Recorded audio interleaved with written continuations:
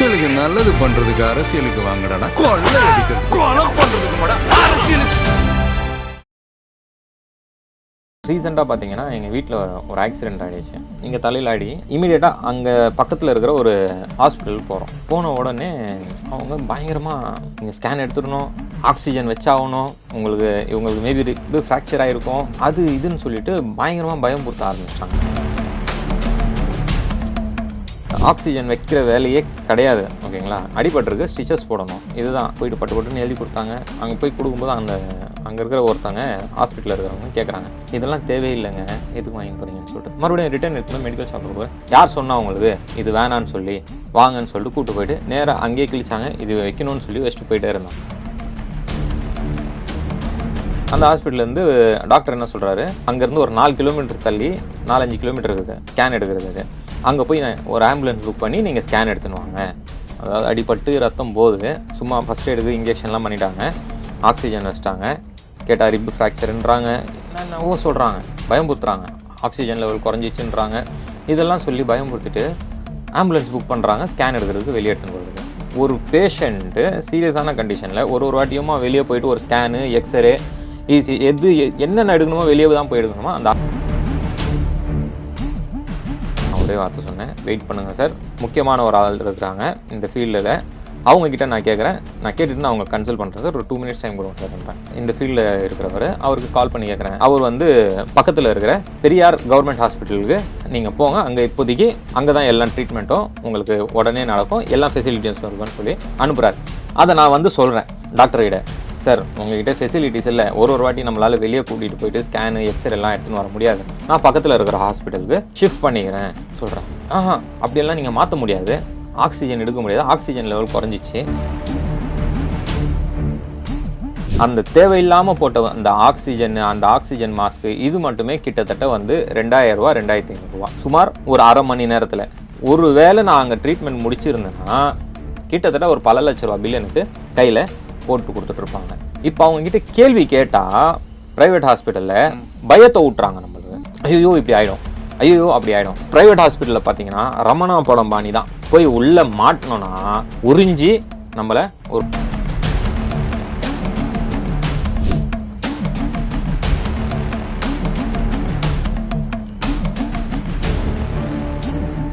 Real one உறவுகளே, நடுநிலையோடு பொறுப்புடன் செய்திகளை வழங்கி பல லட்சக்கணக்கான மக்களின் நம்பிக்கையை பெற்ற நமது சேனலின் வளர்ச்சிக்கு உங்கள் ஆதரவு தேவை. இந்த ஊடக பயணம் தொடர்ந்து வலுப்பெற திரையில் தெரியும் QR கோட் ஸ்கேன் செய்தோ அல்லது டிஸ்கிரிப்ஷனில் உள்ள வங்கி விவரங்கள் மூலம் உங்களால் முடிந்த அளவு சப்போர்ட் செய்யுங்கள். உங்கள் ஒவ்வொரு ஆதரவும் நமது குரலை இன்னும் பல லட்சம் பேரிடம் கொண்டு செல்ல உதவும்.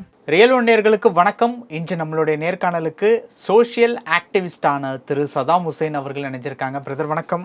வணக்கம். இப்போது ரமணா படம் பார்த்துருப்பீங்க.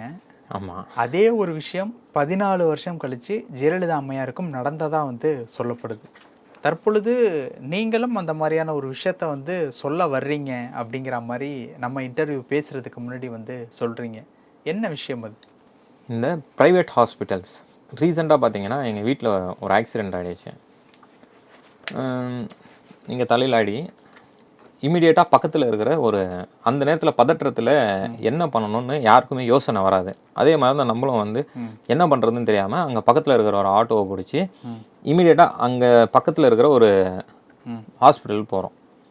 போன உடனே அவங்க பயங்கரமாக எப்படி சொல்கிறதுனா, நீங்கள் ஸ்கேன் எடுத்துடணும், ஆக்சிஜன் வச்சாகணும், இவங்களுக்கு மேபி இது ஃப்ராக்சர் ஆகிருக்கும், அது இதுன்னு சொல்லிட்டு பயங்கரமாக பயம்புறுத்த ஆரம்பிச்சிட்டாங்க நம்மளை. அந்த ஆக்சிஜன் வைக்கிற வேலையே கிடையாது, ஓகேங்களா. அடிபட்டிருக்கு, ஸ்டிச்சஸ் போடணும், இதுதான். ஆக்சிஜன் வச்சிட்டாங்க, போயிட்டு பட்டுன்னு எழுதி கொடுத்தாங்க. அங்கே போய் கொடுக்கும்போது அங்கே இருக்கிற ஒருத்தங்க ஹாஸ்பிட்டலில் இருக்கிறவங்க கேட்குறாங்க, இதெல்லாம் தேவையில்லைங்க, எதுக்கு வாங்கி போகிறீங்கன்னு சொல்லிட்டு. மறுபடியும் ரிட்டர்ன் எடுத்துன்னு மெடிக்கல் ஷாப்பில் கொடுக்குறேன். யார் சொன்னால் உங்களுக்கு இது வேணான்னு சொல்லி வாங்கன்னு சொல்லிட்டு கூப்பிட்டு போயிட்டு நேராக அங்கேயே கிழிச்சாங்க. இது வைக்கணும்னு சொல்லி வச்சுட்டு போயிட்டே இருந்தாங்க. ஆனால் தேவையில்லை, அது ஆக்சிஜனு இதெல்லாம் தேவையில்லாத ஒரு விஷயம். அப்புறமா அந்த ஹாஸ்பிட்டலில் பார்த்தீங்கன்னா ஸ்கேன் எடுக்கிற ஃபெசிலிட்டி இல்லையா. அந்த ஹாஸ்பிட்டல்லேருந்து டாக்டர் என்ன சொல்கிறாரு, பக்கத்தில்னா அங்கேருந்து ஒரு 4 கிலோமீட்டர் தள்ளி 4-5 கிலோமீட்டர் இருக்குது ஸ்கேன் எடுக்கிறதுக்கு. அங்கே போய் ஒரு ஆம்புலன்ஸ் புக் பண்ணி நீங்கள் ஸ்கேன் எடுத்துன்னு வாங்க அதாவது அடிபட்டு ரத்தம் போகுது, சும்மா ஃபஸ்ட் எய்டுக்கு இன்ஜெக்ஷன்லாம் பண்ணிட்டாங்க, ஆக்சிஜன் வச்சிட்டாங்க, கேட்டால் ரிப் ஃப்ராக்சருன்றாங்க, என்னென்னவோ சொல்கிறாங்க, பயம்புறுத்துறாங்க, ஆக்சிஜன் லெவல் குறைஞ்சிச்சுன்றாங்க. இதெல்லாம் சொல்லி பயம்புறுத்திட்டு ஆம்புலன்ஸ் புக் பண்ணுறாங்க ஸ்கேன் எடுக்கிறதுக்கு வெளியே எடுத்துன்னு போகிறதுக்கு. ஒரு பேஷண்ட்டு சீரியஸான கண்டிஷனில் ஒரு வாட்டியுமா வெளியே போயிட்டு ஒரு ஸ்கேனு, எக்ஸ்ரே, ஈஸி எது என்னென்ன எடுக்கணுமோ வெளியே தான் போய் எடுக்கணுமா அந்த ஹாஸ்பிட்டலில் ட்ரீட்மெண்ட் இல்லையா? அப்போ என்ன சொல்லணும், சார் நம்மக்கிட்ட போதிய வசதி இல்லை, நீங்கள் வேறு ஹாஸ்பிட்டல் பாருங்கன்னு தானே சொல்லணும். இல்லை நீங்கள் இங்கே வச்சுக்கோங்க, நாங்கள் வெளியே அனுப்பி நான் ஒரே வார்த்தை சொன்னேன், வெயிட் பண்ணுங்கள் சார், நான் எனக்கு தேவையான முக்கியமான ஒரு ஆள் இருக்கிறாங்க இந்த ஃபீல்டில், அவங்கக்கிட்ட நான் கேட்குறேன், நான் கேட்டுட்டு நான் அவங்க கன்சல்ட் பண்ணுறேன் சார், ஒரு 2 minutes டைம் கொடுங்க சார்ன்றேன். பேசிவிட்டு நான் ரொம்ப முக்கியமான ஆள் இந்த ஃபீல்டில் இருக்கிறவர், அவருக்கு கால் பண்ணி கேட்குறேன், சார் இந்த மாதிரி ஆக்சிடென்ட் ஆகிடுச்சு சார், இம்மீடியட்டாக நான் இந்த லொக்காலிட்டியில் இருக்கிறேன், பக்கத்தில் இருக்கிற எந்த ஹாஸ்பிட்டல் நல்ல ஹாஸ்பிட்டல் நாங்கள் கூட்டிகிட்டு போயிடுறேன், ஏன்னா இவங்ககிட்ட ஃபெசிலிட்டிஸ் இல்லைன்ற பட்சத்தில் அவர் வந்து பக்கத்தில் இருக்கிற பெரியார் கவர்மெண்ட் ஹாஸ்பிட்டலுக்கு நீங்கள் போங்க, அங்கே இப்போதைக்கு அங்கே தான் எல்லா ட்ரீட்மெண்ட்டும் உங்களுக்கு உடனே நடக்கும், எல்லா ஃபெசிலிட்டிஸும் இருக்குன்னு சொல்லி அனுப்புகிறார். அதை நான் வந்து சொல்கிறேன் டாக்டர்கிட்ட, சார் உங்கள்கிட்ட ஃபெசிலிட்டிஸ் இல்லை, ஒரு வாட்டி நம்மளால் வெளியே கூட்டிகிட்டு போயிட்டு ஸ்கேனு எக்ஸ்ரே எல்லாம் எடுத்துன்னு வர முடியாது, நான் பக்கத்தில் இருக்கிற ஹாஸ்பிட்டலுக்கு ஷிஃப்ட் பண்ணிக்கிறேன் சொல்கிறேன். அப்படியெல்லாம் நீங்கள் மாற்ற முடியாது, ஆக்சிஜன் எடுக்க முடியாது, ஆக்சிஜன் லெவல் குறைஞ்சிச்சு, நீங்கள் சரி சார் நீங்கள் ஒரு ஆம்புலன்ஸ் புக் பண்ணுங்கள் சார், ஒரு ஆக்சிஜன் ஃபெசிலிட்டியோட நான் கூட்டிகிட்டு போயிடுறேன்றேன். கேட்கவே மாட்டேன்ட்டார் டாக்டர். அப்புறமா நான் சொல்கிறேன், சார் நீங்கள் இப்போ ஸ்கேன் எடுக்கணும்னு சொன்னீங்க இல்லையா, அந்த ஸ்கேன் எடுக்கிறதுக்கு ஒரு ஆம்புலன்ஸ் புக் பண்ணுவீங்கல்ல, இங்கேருந்து ஒரு 5 கிலோமீட்டர் கூட்டிகிட்டு போகிறதுக்கு, இங்கேருந்து ஒரு 3 கிலோமீட்டர் தான் இந்த ஹாஸ்பிட்டல் இருக்குது, நீங்கள் ஆம்புலன்ஸ் புக் பண்ணி கொடுங்க சார், நான் கூட்டிகிட்டு போகிறேன்றேன். கேட்கவே மாட்டேன்றார். அப்புறமா நான் வந்தேன், சார் நான் வந்து மீடியாவில் இருக்கேன், நீங்கள் வந்து இப்போது என்னோட பேஷண்ட்டை நீங்கள் வந்து நான் சொல்கிற மாதிரி நீங்கள் எனக்கு பண்ணி தரலன்னா நான் கண்டிப்பாக மீடியா ஃப்ளாஷ் பண்ணுறப்போ அடுத்த நொடியே, சார் சாரி சார் உங்களுக்கு நான் இப்போ 10 நிமிஷத்தில் ஆம்புலன்ஸ் புக் பண்ணி தரேன்னு சொல்லிட்டு வேறு ஒரு ஆம்புலன்ஸ் புக் பண்ணிவிட்டு எனக்கு வந்து அங்கேருந்து ஷிஃப்ட் பண்ணுறாரு. அந்த ஜஸ்ட்டு ஒரு 3/4 மணி நேரம் 1/2 மணி நேரம் இருந்ததுக்கான பில்லு பார்த்தீங்கன்னா ஒரு 7,000 ரூபா பில்லு போட்டாங்க. அந்த தேவையில்லாமல் போட்ட அந்த ஆக்சிஜன் மாஸ்க்கு இது மட்டுமே கிட்டத்தட்ட வந்து 2,000 ரூபா 2,500 ரூபா சுமார் ஒரு 1/2 மணி நேரத்தில். ஒரு வேளை நான் அங்கே ட்ரீட்மெண்ட் முடிச்சிருந்தேன்னா கிட்டத்தட்ட ஒரு பல லட்ச ரூபா பில் எனக்கு கையில் போட்டு கொடுத்துட்ருப்பாங்க. இப்போ அவங்கக்கிட்ட கேள்வி கேட்டால் ப்ரைவேட் ஹாஸ்பிட்டலில் பயத்தை விட்டுறாங்க நம்மளுக்கு. ஐயோ இப்படி ஆகிடும், ஐயோ அப்படி ஆகிடும். ஒரு சாதாரணமான ஆக்சிடெண்ட்டு, அதுக்கு அங்கேருந்து என்ன பண்ணுறோம், ப்ரைவேட் ஹாஸ்பிட்டல்லேருந்து கவர்மெண்ட் ஹாஸ்பிட்டல் கூட்டிகிட்டு போகிறோம். போனோடனே எமர்ஜென்சியில் அட்மிட் பண்ணுறாங்க. அவங்க உடனே அவங்க பெருசாக எதுவுமே அதாயிடுச்சு இதாயிடுச்சுன்னு நான் எதுவுமே சொல்லலை.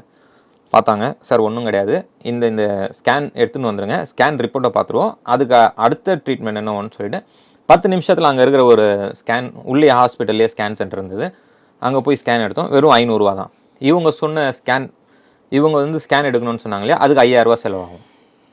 இந்த ஹாஸ்பிட்டல்லேருந்து இன்னொரு ஹாஸ்பிட்டல் போயிட்டு ஸ்கேன் எடுத்துகிட்டு அந்த ஸ்கேனுக்கு ஃபீஸு ஆம்புலன்ஸ்க்கு எல்லாமே சேர்த்து 5,000 ரூபா ஆகுது. இங்கேருந்து ஸ்கேன் எடுக்க அனுப்புனாங்க, உள்ளே இருந்த அந்த கவர்மெண்ட் ஹாஸ்பிட்டல்லேருந்து 500 ரூபா தான் ஸ்கேனுக்கு. உடனே ரிப்போர்ட்டும் கொடுத்துட்டாங்க. எடுத்துன்னு அந்த டாக்டர் பார்த்தாரு, ஒன்றும் இல்லை சார் ஸ்டிச்சஸ் போடலான்னு சொல்லிவிட்டு உடனே ஸ்டிச்சஸ் எல்லாம் போட்டுட்டு ஒரு 2 hours 2.5 ஹவர்ஸில் எல்லாமே ப்ராசஸ் பண்ணி எங்களுக்கு வந்து ஒரு சாட்டிஸ்ஃபையிங்காக ஒரு பதில் கிடச்சிச்சு அந்த ஹாஸ்பிட்டலில். ஆக்சிஜனும் வைக்கல, முக்கியமாக அந்த ஹாஸ்பிட்டலில். கேட்டேன், சார் ஆக்சிஜன் வைக்கணுமா? இல்லை சார் அந்த ஹாஸ்பிட்டலில். சார் அந்த அளவுக்கு சீரியஸ் கேஸ் எல்லாம் இல்லை சார், ஒன்றுமே இல்லை சார். ரிப் எல்லாம் ஃப்ராக்சர்னு சொன்னாங்க சார். சார் அதெல்லாம் ஒன்றும் இல்லை சார், ரிப் எல்லாம் ஃப்ராக்சரில் இருந்ததுன்னா உங்கள் பேஷண்ட்டை நீங்கள் கூட்டின்னு வரும்போதே அவங்க துடிச்சிட்டு இருப்பாங்க. ஒன்றும் இல்லை சார், அடி ஃபுல்லாக இங்கே தான் இருக்குது, எல்லாம் ஸ்கேனு எக்ஸ்ரே எல்லாம் எடுத்து பார்த்துருவோம், டவுட் இருந்ததுன்னா ஒன்றும் பிரச்சனை இல்லை சார்ன்னு சொல்லி பட்டுன்னு ஒரு ஸ்கேனு எக்ஸ்ரே எல்லாமே எடுக்க ஆரம்பிச்சிடறாங்க. இது நைட்டு 10 மணிக்கு மேலே நடக்கிற விஷயம். 10 மணிக்கும் எல்லாமே ஆக்டிவாக இருக்குது, எல்லா வேலைகளும் நடக்குது. அந்த மாதிரி முடிச்சுட்டு அடுத்த நாள் வார்டுக்கு போகிறாங்க. அங்கேயும் தேவையான ட்ரீட்மெண்ட் நடக்குது. ஆனால் அங்கே பார்த்தீங்கன்னா அந்த வார்டில் இப்போ பேஷண்ட்டுக்கு பிபி செக் பண்ணுவாங்க இல்லையா, நாங்களே பேஷண்ட் அங்கே வந்து படுத்துட்ருக்கோம். அங்கே வந்து ஒரு பெட்டாக தானே போயிட்டு பிபி செக் பண்ணணும். ஆனால் அவங்க அப்படி கிடையாது, உட்காந்துக்கிட்டு நம்ம போயிட்டு ஏஞ்சின்னு போயிட்டு பிபி செக் பண்ணிட்டு வரணும். நான் பார்த்தேன், இது வந்து சரியில்லைன்ற பட்சத்தில் நம்ம வந்து வேறு ஹாஸ்பிட்டல் மாறிடலாம். ஆனால் அங்கே வந்த டாக்டர்ஸ் பார்த்தீங்கன்னா உண்மையாகவே கீழே அந்த எமர்ஜென்சி வார்டில் நடந்துக்கின விதமும் சரி, ரொம்ப பொலைட்டாக, ரொம்ப ஃப்ரெண்ட்லியாக, பயம் நம்மளே ஒரு பதற்றத்தில் இருக்கோம், அந்த பதற்றத்தில் குறைக்கும் விதமாக அவங்க பேசுகிறதாக இருக்கட்டும், நடந்துக்கிற முறையாக இருக்கட்டும். சார் ஒன்றும் பெரிய விஷயம் இல்லை சார், சிம்பிள் மேட்ரு இது, ஸ்டிச்சஸ் போடுறோம் சரியாயிடும், நீங்கள் பயப்படாதீங்க. ஸ்டிச் போடுற வர டாக்டரும் அவர் ஜாலியாக வராரு, ஒன்றும் கிடையாது, இதில் வந்து இந்த மாதிரி நிறைய பண்ணிட்டோம், நம்ம சிம்பிளான விஷயம் தான் பண்ணிடலாம். இந்த டாக்டர்ஸ் எல்லாமே கவர்மெண்ட் ஹாஸ்பிட்டலில் கரெக்டாக இருக்கிறாங்க, ஆனால் டாக்டர்ஸ் கீழே இருக்கிறவங்க பார்த்தீங்களா ரொம்ப கேர்லெஸ். அதுலேயும் வந்து எல்லாருமே கிடையாது, ஒரு சிலர் வந்து ரொம்ப கேர்லெஸ்ஸாக இருக்கிறாங்க. எது உட்காந்துக்குன்னு எல்லாம் லைனில் வாங்க, ப்ரெஷர் செக் பண்ணணும், அது பண்ணணும், இதை பண்ணணும்னு சொல்லிட்டு நீங்கள் வந்து ஒரு பெட்டாக போயிட்டு செக் பண்ணணும். நம்ம போயிட்டு பேஷண்ட்னா யார், ஏற்கனவே உடம்பு முடியலன்னு சொல்லிட்டு அங்கே வந்து நிற்கிறவங்க தான் பேஷண்ட். அவங்கள வந்து நீங்கள் வந்து லைனில் வர சொல்லி பிபி செக் பண்ணுறது நல்ல முறையா? அது வந்து ஒரு ரொம்பவும் வந்து எனக்கு பாதித்த ஒரு விஷயம் அது. அப்புறமா நான் வந்து பார்த்தேன், இவங்க வந்து ட்ரீட்மெண்ட் சரியாக பண்ண மாட்டாங்க, நம்ம வேறு ஹாஸ்பிட்டல் போகலாம் சொல்லிட்டு முடிவு. டாக்டர்ஸ் வந்தாங்க, டாக்டர்ஸ் வந்து அவங்களோட ட்ரீட்மெண்ட்லாம் நல்லபடியாக பார்த்தாங்க.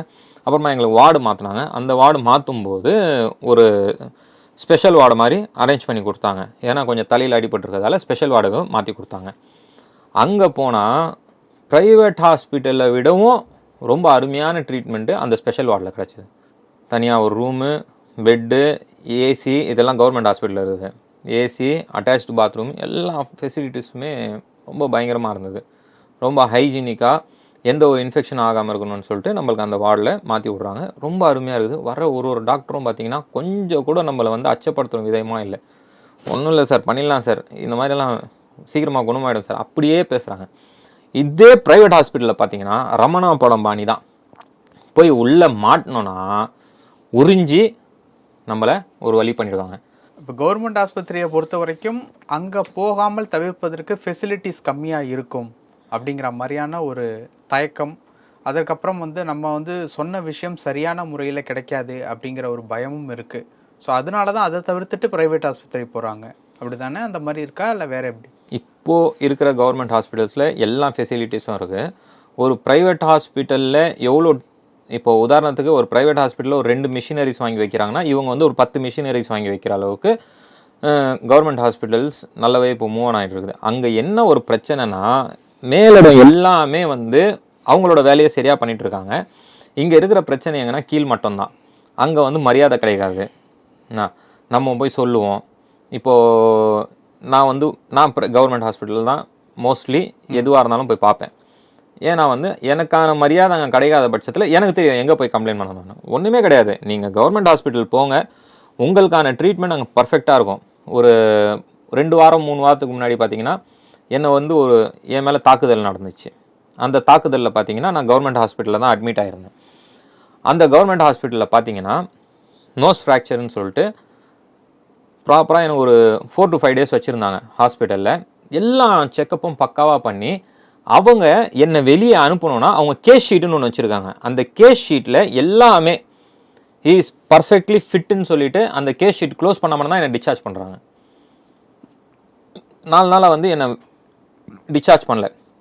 ரீசன் கேட்டால் உங்களுக்கு வந்து இன்னும் சரியாகல சார், ஃபிட்னஸ் சர்டிஃபிகேட் வந்தால் தான் நான் உங்களுக்கு டிஸ்சார்ஜ் பண்ணுவேன்னு சொல்லிட்டு கண்டிப்பான முறையில் அந்த கேஸ் ஷீட் என்னன்னா உங்களுக்கு எல்லாமே க்யூர் ஆகிடுச்சின்னு சொல்லிவிட்டு அவங்க அந்த ஃபைலை க்ளோஸ் பண்ணாமல் தான் அவங்களை டிஸ்சார்ஜ் பண்ணுறாங்க.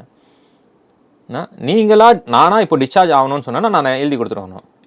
என்னோடய ஓன் ரிஸ்கில் நான் டிஸ்சார்ஜ் ஆகிறேன், நான் இல்லைனா நான் ப்ரைவேட்டில் பார்த்துக்கிறேன், எதையாவது ஒன்று எழுதி கொடுத்தா தான் அவங்க நம்மளை டிஸ்சார்ஜ் பண்ணுறாங்க. கவர்மெண்ட்டில் ஒரு கம்ப்ளைண்ட்டுன்னு போயிடுச்சுன்னா அந்த அதிகாரியை, அந்த டாக்டராக இருக்கட்டும், அந்த கம்பவுண்டராக இருக்கட்டும், நர்ஸாக இருக்கட்டும், கீழே இருக்கிறவங்க வேலை பார்க்குறவங்க, அவங்க மேலே ஒரு கம்ப்ளைண்ட் போயிடுச்சுன்னா அவங்க மேலே நடவடிக்கை எடுக்கப்படுது. அதனால் அவங்க பயந்து வேலை பார்க்குறாங்க. அது மீறி இவங்கெல்லாம் பண்ணுறத தயவு செஞ்சு மக்களாகிய நீங்கள் வந்து போங்க, கவர்மெண்ட் ஹாஸ்பிட்டலுக்கு போங்க, போயிட்டு உங்களுக்கான ட்ரீட்மெண்ட்டை பண்ணிக்கோங்க. ஏன்னா வந்து அது எதுவுமே ஃப்ரீயாக நீங்கள் பார்க்கல. உங்களுக்கு கவர்மெண்ட் தர சலுகை ஒன்றுமே கவர்மெண்ட்டோட காசு கிடையாது, வரி பணத்தில் நம்மளுக்கு கொடுக்குற சலுகைகள் தான். ஓகேங்களா?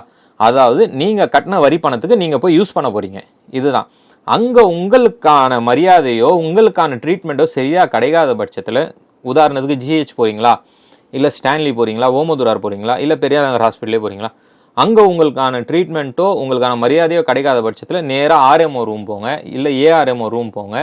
அவங்கக்கிட்ட போயிட்டு இந்த மாதிரி நான் பேஷண்ட்டு, நான் இந்த மாதிரி ட்ரீட்மெண்ட்டுக்கு வந்தேன், எனக்கான ட்ரீட்மெண்ட் சரியான முறையில் நடக்கலைன்றத ஒரு கம்ப்ளைண்ட்டாக கொடுங்க. இல்லை உங்களுக்கு மரியாதை குறைவாக நடத்திட்டாங்கன்னா, இந்த மாதிரி நான் இந்த ட்ரீட்மெண்ட்டுக்கு வந்தேன், ட்ரீட்மெண்ட்டுக்கு வந்த இடத்துல அங்கே இருந்த டாக்டரோ நர்ஸோ இல்லை அங்கே கீழே இருக்கிறவங்க யாரோ உங்களுக்கு மரியாதை குறைவாக அங்கே ஒரு கம்ப்ளைண்ட்டை கொடுங்க. கம்ப்ளைண்ட்டுன்றது உங்களோட உரிமை. தயவு செஞ்சு உங்களுக்கான மரியாதையோ, ஏன்னா இது உங்களுக்கு நடந்தது இன்னொருத்தங்களுக்கு நடக்கக்கூடாதுன்ற பட்சத்தில் நீங்கள் கம்ப்ளைண்ட் கொடுத்தீங்கன்னா அடுத்த வாட்டி அந்த நபர் உங்களை வந்து மரியாதை குறைவாக பேசுனவங்களோ இல்லை ட்ரீட்மெண்ட் சரியாக பார்க்காதவங்களுக்கோ ஒரு பயம் வந்துடும். இப்போ எல்லாரும் கம்ப்ளைண்ட் கொடுக்க ஆரம்பிச்சிட்டாங்கன்னு. ஏன்னா அந்த நபர் வந்து போய் கம்ப்ளைண்ட் கொடுக்குற நேரத்தில் ஆர்எம்ஓ கூப்பிட்டு கண்டிப்பாக வார்ன் பண்ணுவாங்க. அந்த பட்சத்தில் இன்னமும் ப்ரெஷர் அதிகமாகிற நேரத்தில் அந்த இவங்க மேலே நடவடிக்கை எடுத்து அவங்களுக்கு இடம் மாற்றமோ இல்லை சஸ்பென்ஷனோ ஏதாவது ஒன்று கிடைக்கும். ஆனால் ப்ரைவேட் ஹாஸ்பிட்டலில் அப்படி கிடையாது. நான் போயிட்டு சார் என்ன சார் இந்த மாதிரி நடந்துச்சுன்னா அவங்க தான் ரிப்போர்ட் எழுதணும், அவங்க தான், ஏன்னா அந்த ஹாஸ்பிட்டல் ஃபுல்லாகவே ஒரே நபரோட கண்ட்ரோலில் இருக்குது. அதனால் அங்கே போய் எதுவுமே பண்ண முடியாது. இதே கவர்மெண்ட் ஹாஸ்பிட்டல் அப்படி கிடையாது. நீங்கள் கம்ப்ளைண்ட்னு கொடுத்தீங்கன்னா மேலே மேலே மேலே மேலே இருக்குது. அந்த ஹாஸ்பிட்டல் சார்ந்து ஆர்எம்ஓ கிட்டேயோ ஏஆர்எம்ஓ கிட்டேயோ கம்ப்ளைண்ட் கொடுத்து அங்கேயும் நடவடிக்கை இல்லைன்னா டீனுக்கிட்ட போய் கொடுங்க. டீனுக்கிட்டேயும் வேலை ஆகலைன்னா அமைச்சர்கிட்ட போய் கொடுங்க. கம்ப்ளைண்ட்ன்றது நம்ம உரிமை, புரியுதுங்களா? எல்லாம் கவர்மெண்ட் சலுகையும் நம்மளோட உரிமை, நம்ம போயிட்டு அனுபவிக்கணும். நான் ஒரு இடமோ எப்போவுமே எனக்கு ஏதாவதுனா எங்கள் வீடு எதிரில் தான் ஸ்டான்லி ஹாஸ்பிட்டல். நான் நேராக ஸ்டான்லிக்கு போவேன், என்னோடய ட்ரீட்மெண்ட்டை பார்த்துப்பேன், வந்துடுவேன். என் குழந்தைக்கே உடம்பு முடியலன்னா நான் வந்து கவர்மெண்ட் ஹாஸ்பிட்டலில் தான் கூப்பிட்டு போயிட்டு பார்ப்பேன். என் குழந்தைய கூப்பிட்டு போனேன், அங்கே வந்து ட்ரீட்மெண்ட் வந்து இன்ஜெக்ஷன்லாம் போட்டாங்க, எல்லாமே அந்த குழந்தைங்களுக்கு போகிற இன்ஜெக்ஷன்லாம் போட்டாங்க. ஆனால் அங்கே பேசின முறை, அந்த மரியாதை கொடுக்குறது விதம், இதெல்லாம் வந்து தவறாக இருந்தது. ரொம்பவும் ஏதோ வந்து இலவசமாக இவங்கக்கிட்ட வந்து இவங்க வந்து நம்மளுக்கு தானம் பண்ணுற மாதிரி ரொம்ப அரகன்ஸாக பண்ணியிருந்தேன். நேராக கீழே ஆர்எம்ஓ ஆஃபீஸ்க்கு வந்தேன். அவர்கிட்ட வந்து தெளிவாக சார் இந்த மாதிரி சார் சொன்னதுக்கு அவர் கொஞ்சம் அப்படி பேச ஆரம்பித்தார். நான் சொல்கிறேன், சார் எனக்கு வந்து இந்த இடத்துல உங்ககிட்ட கம்ப்ளைண்ட் பண்ணணும்னு தெரியும், நீங்கள் நடவடிக்கை எடுக்காத பட்சத்தில் அடுத்தது எங்கே கம்ப்ளைண்ட் பண்ணணும்னு எனக்கு தெரியும் சார், அடுத்தது அங்கே போகிற மாதிரி இருக்கும். நான் சார் இப்போவே உட்காருங்கன்னு சொல்லி அங்கேயே உட்கார வச்சு அந்த வார்டு கால் பண்ணி அங்கேருந்து கூப்பிட்டு யார் என்னென்ன பண்ணாங்கன்றதோ எல்லாரையும் கூப்பிட்டு எதிரிலேயே வந்து இப்படியெல்லாம் பண்ணக்கூடாதுன்றத வார்ன் பண்ணி, இதுக்கு மேலே நடந்தால் உங்களுக்கு நான் சஸ்பென்ஷன் ஆர்டர் கொடுப்பேன்ற அளவுக்கு அவங்கள வார்ன் பண்ணி அனுப்பி விட்றாங்க. இந்த மாதிரி தீர்வுகள் அங்கங்கே நம்ம தான் பறிக்கப்படணும். அதனால் கவர்மெண்ட் ஹாஸ்பிட்டலோ ப்ரைவேட் ஹாஸ்பிட்டலோ போனீங்கன்னா உங்களுக்கான இது எதுவுமே சரியாகப்படாத பட்சத்தில் கம்ப்ளைண்ட் கொடுங்க, உங்களுக்கான உரிமையை கேட்டு வாங்கிக்கோங்க. பல விஷயங்கள் பேசியிருக்கோம். நன்றி. உங்கள் பிசினஸ் இன்னும் அதிக மக்களை சென்றடைய வேண்டுமா? இன்றைய டிஜிட்டல் உலகில் சரியான ப்ரமோஷன் தான் வெற்றியின் முதல் படி. தமிழகம் முழுவதும் பல லட்சக்கணக்கான பார்வையாளர்களை தினமும் சென்றடையும் ரியல் ஒன் யூடியூப் சேனல்களில் உங்கள் பிசினஸ் இனி எல்லோரும் அறியட்டும். குறைந்த செலவில் அதிக ரீச். உங்கள் பிராண்டுக்கு நம்பிக்கையும் வளர்ச்சியும் சேர்க்க இன்றே எங்களை தொடர்பு கொள்ளுங்கள். 9280087164